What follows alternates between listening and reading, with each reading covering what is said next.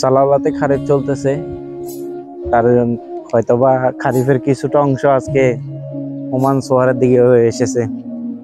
আকাশ অনেক মেঘলা, দেখেন ওমান সোহারের প্রকৃতি এখন বর্তমানে অবস্থা। আজকে আকাশটা অনেকটা মেঘলা হয়ে আছে, কারণ যেহেতু সালালা খারিফ চলতেছে। মানে এই সময়টার ভিতরে এমন হয় না, কারণ এখন গরমের সিজন বা সিজনটা গরম। গাছগুলোর ভিতরে খেজুরগুলো পাকতেছে, প্রতিটা গাছে খেজুর পেকে এখন পাকার সময়। এই সময়টার ভিতরে সাধারণত ওমানে অনেকটা গরম থাকে। এটা এখানে ঘাস চাষ করছে, দেখেন ঘাস চাষ করতেছে। তো এই সময়টার ভিতরে গরমে থাকে, রোদ পুরা রোদে ভরপুর থাকার কথা। কিন্তু এখন মনে হচ্ছে যে কি আজকে বৃষ্টি বৃষ্টি ভাব একটা অন্যরকম। সালালাতে বর্তমানে অনেক বৃষ্টি হচ্ছে। সালালাতে বৃষ্টি বাংলাদেশের মতো এই অবস্থা হচ্ছে বর্তমানে, যারা সালালা আছেন বা দেখতেছেন সালালার ব্যাপারে। কিন্তু ওমান সোয়ারে এই সময়টার ভিতরে এমন হয় না। ওমান সোয়ারে বা ওমানে এদিকে বৃষ্টি হয় সাধারণত শীতকালের সময়। দেখেন খেজুর গাছের খেজুর দেখেন শুকিয়ে গেছে। এই খেজুর গুলো কাটবে, কেউ কেউ কাটে কেউ কাটে না। এই জোরে জোরে পড়তেছে, দেখেন এই অবস্থা, খেজুর পড়ে আছে। এই খেজুর গুলা বেশিরভাগ কাটার পরেও গরুরে খাওয়ানো হয়, গরু ছাগলকে। এই যে এই বাগানের খেজুর গুলা গতকালকে কেটে সম্পূর্ণ শেষ করছে, সব খেজুর কেটে শেষ করছে। এই বাগানে নাই, কিন্তু এই বাগানের মালিকটা এখনো খেজুর কাটতেছে না। এখানে অনেক খেজুর গাছ আছে, সবগুলা খেজুর গাছ, কিন্তু কাটতেছে না। এই কারণে এগুলা কেটে নামানো বা এগুলার পিছনে যতটুকু শ্রম দিব, যত টাকা আসে তার চেয়ে বেশি কষ্ট আসে। তারপর এই কাটা পরিশ্রমের দাম, মনে করেন যত টাকা বিক্রি করতে পারবে, বিক্রি থেকে এগুলার কাটার দামটাই বেশি চলে আসে, যার কারণে এগুলা কাটে না। এই যে এরা কাটে সম্পূর্ণ শুকাইতেছে। এখানে খেজুর কাটছে এই গাছগুলোর ভিতরে, এগুলা সম্পূর্ণ ঘাস চাষ করা হয়েছে এখানে সব। এখন আগামী হয়তোবা 4-5 বছর পরে এই ওমান সোহার যেটা দেখা যাচ্ছে যে পরিস্থিতি, এটাও সালালের মতো, সালালা বা বাংলাদেশের মতো এরকম অবস্থা হয়ে যাবে। সালালাতে যেমন বর্তমানে খারিফ চলতেছে, বৃষ্টি আমাদের বাংলাদেশের মতো অনেক বৃষ্টি পড়তেছে, কিন্তু ওমানের যে পরিস্থিতি এখন আবহাওয়া পরিবর্তন হয়ে গেছে। আবহাওয়া পরিবর্তন হয়ে গেছে সবকিছু। আগে এমন ছিল না।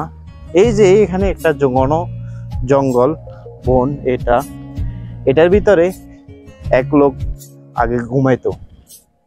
উনি রুম নিতেন না ভাড়া, কার্টন ঢোকাইতেন আগে।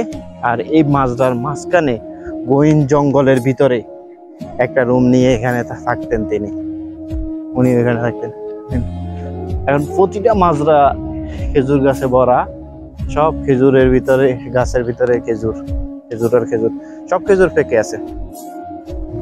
কাঁচা খেজুর নাই এখন বর্তমানে, সব খেজুর পাকা। এই যে এই পাশ দিয়ে একটা রাস্তা আছে, মানে এই মাজরার ভিতরে, এখানে একটা লোক ঘুমাইতেন উনি মাজরার মাঝখানে এই গহীন জঙ্গলের ভিতরে।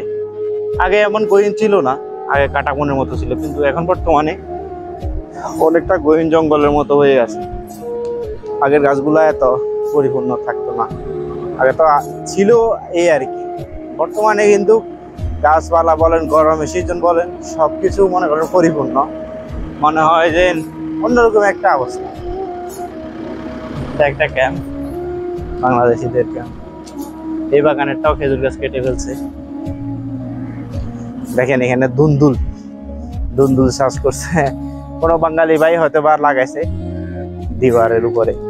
এগুলা দুন্দুল গাছ, এখন সব মনে করেন সবুজ। এই বাগানেরটাও কাটছে, কোনো বাগানে কাটছে, কোনো বাগানে এখনো কাটে না পরিপূর্ণ। সব বাগানে কিন্তু খেজুর এখন বর্তমানে কাটা শুরু হয়ে গেছে। দেখি অন্যরকম মনে করেন কি সুন্দর। আজকে আকাশ অনেক মেঘলা, ঠান্ডা হাওয়াটা অনেকটা ঠান্ডা, মনে হচ্ছে যেন কি বৃষ্টি ভাব, এমন একটা আবহাওয়া আজকের। অন্যরকম, যা সবাই ভালো লাগে। দেখেন রাস্তাগুলা ভিতরে চলাফেরা করতে অনেকটা অন্যরকম একটা ফিল আসে বা শান্তি আছে, যা অন্যরকম। আমার আগের ভিডিওগুলোর ভিতরে দেখেছি এই রাস্তাটা, যে সবাই অনেক বেশি ভিউজ হয়েছিল, অনেক বেশি মানুষ দেখতেছিল যে রাস্তাটা এত সুন্দর। পাথরের রাস্তা, পাথরের দেশে এখন আর পাথর নাই, সত্যিকার অর্থে সব এখন সবুজ হয়ে গেছে। এই যে খেজুর দেখেন, গাছ ভরা খেজুর, খেজুর গাছে খেজুর পেকে আছে, সব খেজুর পেকে আছে। কেউ কাটবে খেজুর, এটা আমাকে বাংলাদেশের বড় গাছ।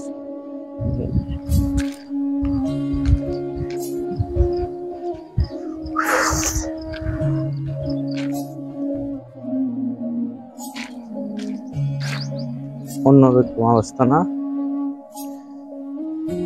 সেই সব অন্যরকম।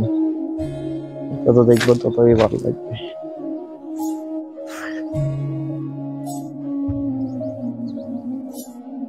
এখানে অনেক পাখির বাসা থাকে এই জংলার ঘাটগুলোর ভিতরে, গাছগুলোর ভিতরে, সবকিছু অন্যরকম।